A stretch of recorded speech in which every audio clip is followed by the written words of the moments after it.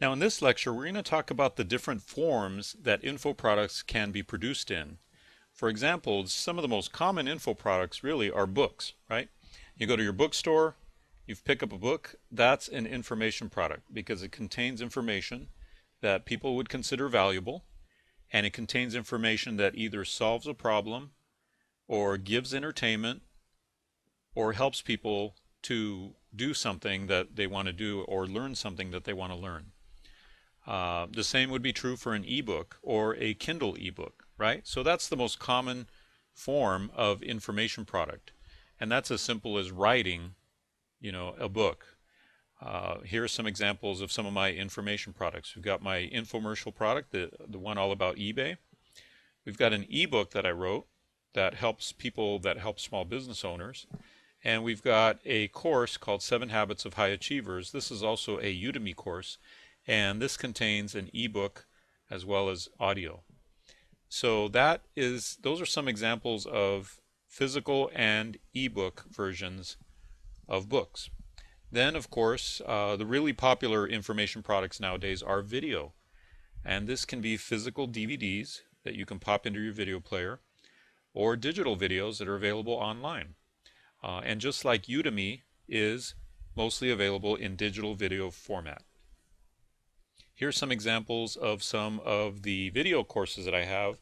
This course is titled Insider Secrets to Making Money with Storage Auctions. It's one of my expertise is buying storage units at auction, just like they do on that TV show Storage Wars. Exactly like that. I've been doing that for like 11 years.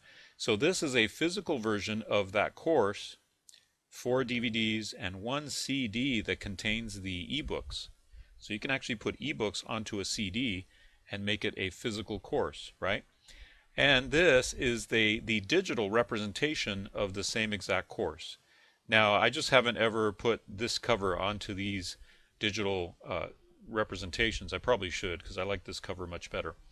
So you can offer your video courses in physical form. Once you have the digital video, it's just a simple matter of putting it onto DVD, and you can offer it in digital video format. I offer these videos off of a website at storageauctionmoney.com, so people can go there, they read my sales copy. If my sales copy does its job, they are convinced they need this in their lives. They need to buy this so that they can learn how to buy storage auctions. They click the Buy Now button. They go through a payment processor. They pay, and then they're taken to what we call the thank you page or the download page, where they can view all the videos. And that thank you or download page is basically a secret page on your website where they can then access their product. So that's another benefit of information products, especially digital information products, is that the customer can access the information product immediately after they purchase. And so that convenience is awesome. I love the idea, because I actually buy a lot of digital information products myself. I'm always keeping myself, up to date on things, learning the latest techniques in internet marketing. And I buy a lot of digital video and digital ebooks. I love the fact that I can read about the product, click the button, pay immediately, and then immediately access the information. It's awesome. Webinars are another form of information product, right? Because you can use webinars to either promote a product, or if your webinars are filled with content, you can actually sell access to the webinars. Just the fact that it's a live training does not mean that it holds any less value. In fact, it could hold really high value. I'm actually in the process right now of creating a 2-webinar series that I'm going to be offering to my email list. And this 2-webinar series is going to be content that I'm going to sell eventually. I'm going to sell it for $97. It's really high value content. So what I'm going to do is I'm going to offer it to people on my list, my preferred subscribers, and I'm going to give them a great deal. I'm going to say, if you sign up for the 2 webinars, the 2 live webinars that I'm going to present, I'm going to offer it to you for only, let's say, $27. Okay? And I'll tell them, I'm going to be charging $97 when this webinar is done and it's recorded and it's available on a website. But you get in for a lot less. You get in for only $27. You get access to both webinars, which is going to be probably 3 hours worth of training, plus Q&As, so they can ask questions live on the webinars, and it's a great deal. So that's how you would sell access to webinars.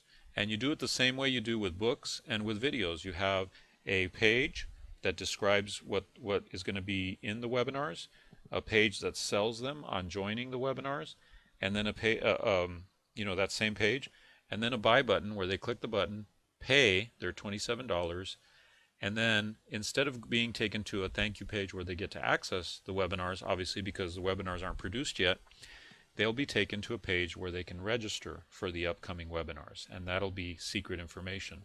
So only the people that pay will get access to that webinar.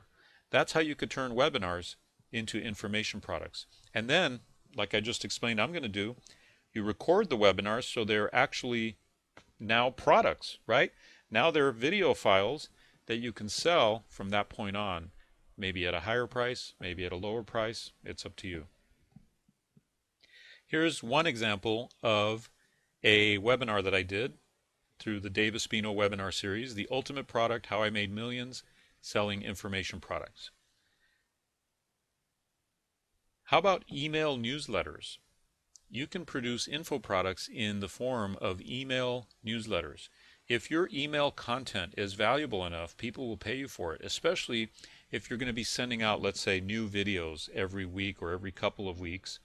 So you create videos, you don't put them out publicly on YouTube, you make them private, so only your subscribers can see these videos. Let's say you're a fitness instructor and you're showing, you're selling basically an entire course of fitness, and maybe it's a 90-day course, right? So they go ahead and subscribe to your course, and you fulfill it through email. Because they're now on this private email mailing list, they get these fitness videos every day or every few days. They paid up front, and now they get this via email. Another great way to produce information products is by offering a membership site. And this is when you have ongoing content and ongoing training. A membership site is simply a website that is private, that is locked down, and is only viewable for people who subscribe to the membership site. Here's one example of one of my membership sites. This is the Infopreneur Mastery Program, available at infopreneursystem.com. And as you can see with my membership site, we have a members area login, so people can log in and get access to the webinar training, the video training, the coaching sessions, the private Facebook group, which only exists for this group, Infopreneur interviews, where I interviewed about a dozen top successful infopreneurs. Some of these guys have 7-figure infopreneur businesses, and a resource library that has all kinds of how-tos, all kinds of additional training for anything that people might need. So this is my high-end coaching program that is primarily fulfilled through a membership site. Once people buy into my high-end coaching program, my Infopreneur Mastery Program, I give them access to all of the content in this membership site. Of course, they also get one-on-one coaching with me and all that, so that's why it's a high-end coaching program, because they're getting access to me as well as this content. Then you've got software, mobile apps, games. You know what? These are also information products. Software is clearly an information product. Bill Gates, one of the richest men on earth, made his billions by creating one of the most popular information products that exists, and that is Microsoft software, right? The operating system, Windows, Windows XP, all of that is actually an information product. Now, it's a lot more technical information product, but it's still an information product. It conveys and helps you sort and use information. Now, at this point, you're going, wait a minute, I thought I was just going to produce a course or a book or whatever. I don't know anything about creating software. I don't know anything about creating mobile apps. I don't know anything about creating, mobile games, a game that you play on your phone. That's okay, because there is an entire army of people out there that does know this, and they know this like the back of their hand. And these people are available to you. You can actually give them the ideas, the stats, and the exact layout of what you want, and then they'll produce it for you. They'll create software for you that does whatever it is you want it to do. They'll create mobile apps for you. They'll create video games or online games for you for a very, very small amount of money. Especially if you go to some of these freelancing websites like vworker.com, and others. There are other sites like elance.com where you can put your project up for bid, and all of these software developers will bid on it, and you'll be able to check their feedback rating, what previous customers have said about them. You'll be able to check out their reviews. You'll be able to check out their past work, and you'll be able to choose from among a ton of people that want to bid on your project. So all you really have to do to create a great software, mobile app, or game is have the right idea that you can market, and have those programmers do the work for you. It's a very, very powerful and a very profitable way to go. How about interviews or research? In other words, what if you're not a writer? What if you don't have a lot of expertise in something in particular, or in something that you think can be monetized? Well, you can still be what I call a curator, an interviewer, or a researcher. Okay, there are some famous people who have done this. For example, Oprah Winfrey. Okay, Oprah Winfrey started out wanting to be a teacher, and now what she's done is she's taught the world about all kinds of things. She's opened a lot of people's eyes to a lot of different things. But effectively, what Oprah is a curator.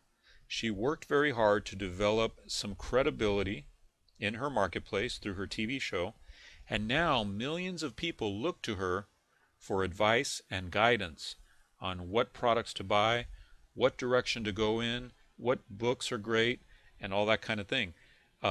Remember, Oprah does not have a specific skill or specific expertise that she would have written a how-to book about, let's say.